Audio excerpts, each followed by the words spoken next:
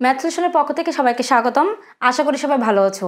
আজ আমরা শিখব অষ্টম শ্রেণীর গণিতের ষষ্ঠ অধ্যায়ের অপনয়ন পদ্ধতিতে সমাধান নির্ণয়। অপনয়ন পদ্ধতিতে সমাধান নির্ণয় করতে গেলে আমাদের কয়েকটি ধাপ অনুসরণ করতে হবে।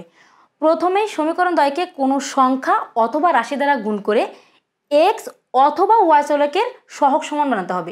এরপর চলকের সহগ যদি একই চিহ্ন বিশিষ্ট হয় তাহলে আমরা বিয়োগ করব, আর যদি বিপরীত চিহ্ন বিশিষ্ট হয় তাহলে যোগ করব। এটা করার পর আমাদের কি হবে, যে কোনো একটি চলকের মান বের হবে। এই চলকের মান আমরা যে কোনো সমীকরণ বসিয়ে দিলে আমাদের অপর চলকের মান বের হয়ে যাবে। তোমাদের বইয়ে 13 থেকে 26 নম্বর অঙ্কগুলো অপনয়ন পদ্ধতিতে সমাধান নির্ণয়। এখান থেকে আমি 16, 20, 23 ও 26 নম্বর অঙ্কগুলো করে দিলে বাকিগুলো অঙ্ক তোমরা করতে পারবে। আজকে আমরা 16 এবং 20 নম্বর অঙ্ক শিখব। প্রথমে তাহলে 16 নম্বর অঙ্কটা দেখি।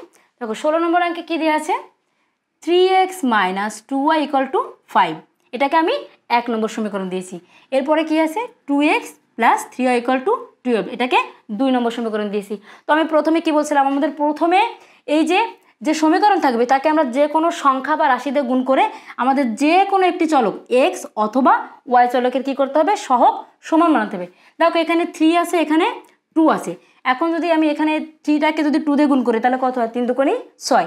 আবার এটাকে যদি 3 দিয়ে গুণ করি তাহলে এটাও 3 দুগুণে 6 হয়। কিন্তু দেখো এখানে আমরা বলছি কি, যখন আমাদের একই সহগ একই চিহ্ন বিশিষ্ট হবে তখন আমাদের বিয়োগ করতে হবে। কিন্তু আমরা যদি এই যে বিপরীত চিহ্ন বিশিষ্ট দিয়ে যদি একই রকম বানাতে পারি তাহলে আমাদের সহজে কি যোগ করতে হবে, যোগ করলে সহজ হবে। তাহলে দেখো এটাকে যদি আমি 2কে যদি আমি 3 দিয়ে গুণ করি তাহলে কত হয়, 3 দুগুণে 6। আর এই 3কে যদি আমি 2 দিয়ে গুণ করি তাহলে কত হবে, 3 দুগুণে 6। তাহলে আমাদের কি এই বিপরীত চিহ্নের কারণে প্লাস করতে হবে। তাহলে আমাদের এই দুটো যদি চেঞ্জ করি তাহলে আমাদের কি হবে, সহজ হবে। তাহলে আমরা প্রথমে লিখব যে 1 নং সমীকরণকে কত দিয়ে গুণ করবো, আমরা এখানে 6 বানাতে গেলে, একই বানাতে গেলে এটা 3 দিয়ে গুণ করতে হবে। 1 নং সমীকরণকে 3 এবং 2 নংকে কত দিয়ে গুণ করব, 2 নং সমীকরণকে কত দ্বারা, 2 দ্বারা গুণ করে পাই। এখন আমরা গুণ করে দিই। দেখো 1 নংকে কত দ্বারা গুণ করতে হবে, আমার 3 দ্বারা। তার মানে এটা কি সবগুলোকে আমরা কী দিয়ে করতে হবে, 3 দিয়ে গুণ করতে হবে। তাহলে কত হয়, 3 3 কত হয়, 9x - 3 দুগুণে 6, তার মানে 6y এই সমান সমান। তাহলে কত হবে, 3 5 কত, 15। এবার 2 নম্বরকে আমরা কত দিয়ে গুণ করব, 2 দ্বারা। মানে কি সম্পূর্ণটাকে গুণ করতে হবে, কিন্তু 2 দুগুণে 4, তার মানে 4x + 3 দুগুণে 6, 6y = দেখো 12 দুগুণে কত হয়, 24। এখন যেহেতু আমরা বিপরীত চিহ্নটা একই বানাইছি তাহলে আমরা এটা কী করতে হবে, যোগ করবো। তো আমরা সাইড এখানে লিখে দিব, যোগ করে। দেখো যোগ করলে এখানে এটা যোগ করে কত হয়, 9 আর 4 কত হয়, 13। তাহলে 13x, দেখো এই +6 আর -6 থেকে তো কিছু থাকে না, তাহলে এখানে সমান সমান কত হয়, দুটো যোগ করো, 5 আর 4 কত, 9, 2 আর কত, 3। তাহলে বা এখান থেকে দেখো এটাই 13, এখানে x এর সাথে কী অবস্থা আছে, গুণ অবস্থা আছে। যখন আমার সমান সমান এই সাইডে যাবে তখন কী হবে, এটা ভাগ হয়ে যাবে। তো বা x = কত হবে, 39/13। বা x = কত, দেখো 3 তারং কত হয়, 39, 3। তাই দেখো আমাদের কিন্তু একটি চলকের মান বের হয়েছে। তারপর আমরা কি বলছিলাম, যে চলকের মান বের হবে এই মান আমরা এই দুইটা যে কোনো সমীকরণ বসিয়ে দিলে আমাদের অপর চলকের মান বের হয়ে যাবে। তো দেখো এখানে 3, আমরা যদি এখানে বসাই বা এখানে বসাই যে কোনো একটা বসাতে পারি।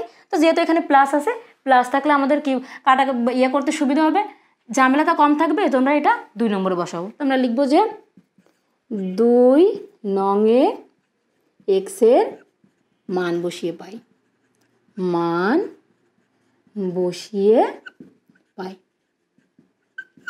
2 নংয়ে বসা, দেখো x এর মান কত, 3। আমরা একবারে 2 × 3 + 3y = কত, 12।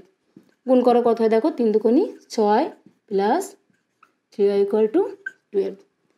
দেখো এই 6 এখানে কী অবস্থায় আছে, যোগ অবস্থায়। আমার যখন ডান সাইডে যাবে তখন এটা কী হয়ে যাবে, বিয়োগ হয়ে যাবে।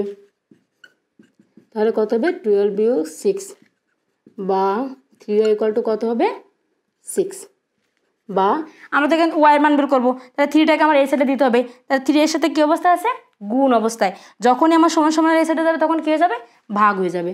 তাহলে ওয়াই ইকুয়াল টু কত হবে 6/3 বা ওয়াই ইকুয়াল টু কত হবে 3 দুগুণ 6 তাহলে 2। দেখো তাহলে আমাদের কিন্তু এক্স এবং ওয়াই চলকের মান বের হয়ে গেছে। তাহলে আমরা কীভাবে লিখবো অতএব নির্ণেয় সমাধান x comma y equal to এক্সের মান কত পেয়েছি আমরা 3 আর ওয়াইয়ের মান কত পেয়েছি 2। দেখো এটা কিন্তু খুবই সহজ অঙ্ক এবং এই অপনয়ন পদ্ধতিতে যে অঙ্কগুলো আছে সবগুলো একই ধরনের। এখন আমরা 20 নম্বর অঙ্কটা শিখব। 20 নম্বর অঙ্কে কি আছে 20 নম্বর অঙ্কে আছে দেখো x plus a y equal b, এটাকে আমি 1 নম্বর সমীকরণ দিয়েছি। এরপর আছে a x minus b y equal c, এটাকে আমি 2 নম্বর সমীকরণ দিয়েছি। তো আমাদের প্রথমে কি কথা ছিল যে আমাদের যে প্রথম যে চলকগুলো থাকবে সেই চলকের সহগগুলো আমার একই বানাতে হবে।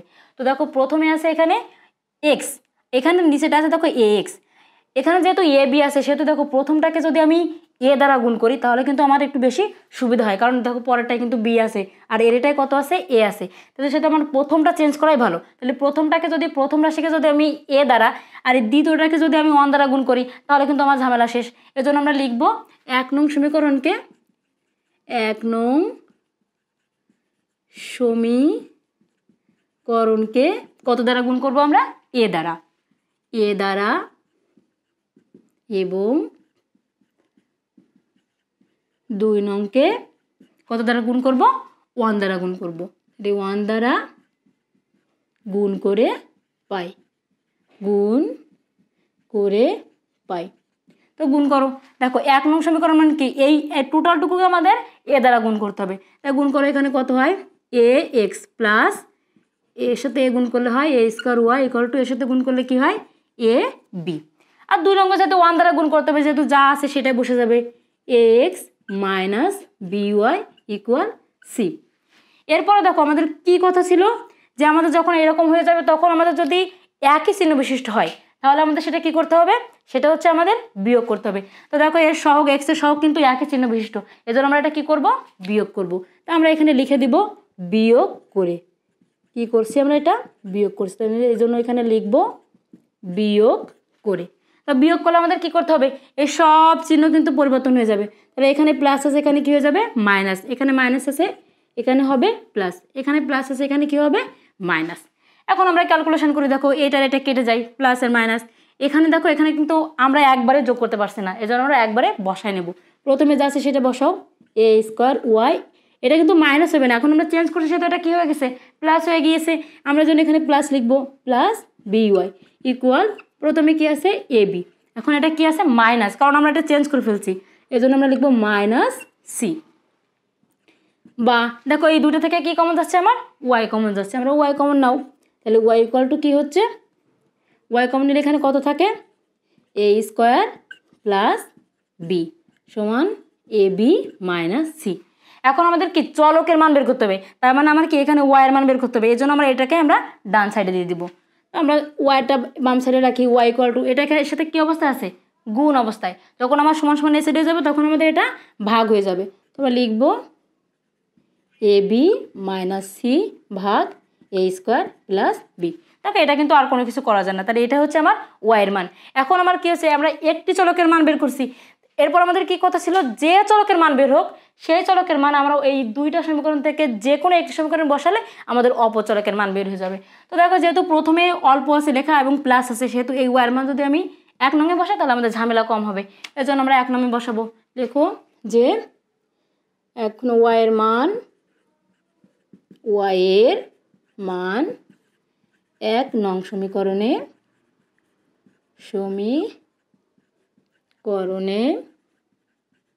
বসিয়ে পাই। এখন বসাও, প্রথমে কি আছে এক্স প্লাস এ, ওয়াইয়ের মান আমরা সরাসরি এখান থেকে বসাই দেবো। ওয়াইয়ের মান কত আছে a b minus c by a square plus b সমান সমান কত আছে আমার এখানে বি। ক্যালকুলেশন করি বা এক্স প্লাস এ, দেখো এর সাথে কী অবস্থা আছে গুণ অবস্থা আছে, আমরা গুণ করে দিব a square b minus a c by কত হবে a square plus b equal to b. এখন দেখো আমরা বের করবো কার মান, আমরা কিন্তু এখন এই এক্স চলকের মান বের করবো, এজন্য আমরা এটাটাকে একদম টোটালটুকু আমরা সমান সমানের এই সাইডে নিয়ে আসবো। তাহলে আমরা বসাই বা এক্স ইকুয়াল বি, যেহেতু এখানে প্লাস আছে এই সাইডে আসলে কী হয়ে যাবে minus a square b minus ac by a square plus b. এখন দেখো এটাকে আমরা কি করব, এখন ক্যালকুলেশন করলে হয়ে যাবে, বা এক্স ইকুয়াল টু, এটাকে আমরা লসাগু করি, তো লসাগু করলে কত হচ্ছে এ square plus B.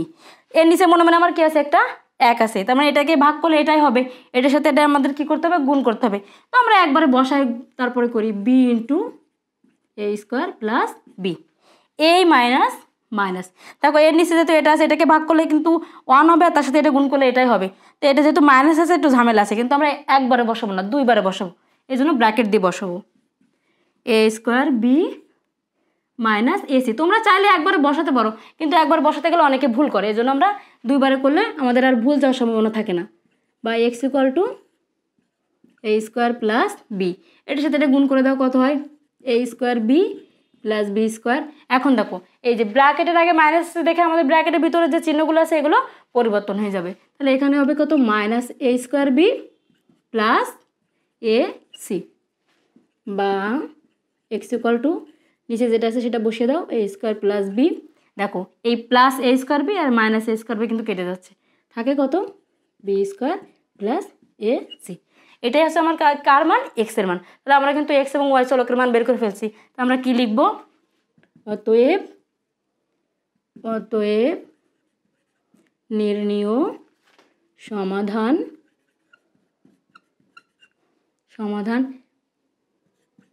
X comma Y সমান সমান এক্সের মান আমরা কত পেয়েছি দেখো এখানে বি স্কোয়ার প্লাস এসি বা এ স্কোয়ার প্লাস বি, আর ওয়াইয়ের মান কত পেয়েছি দেখো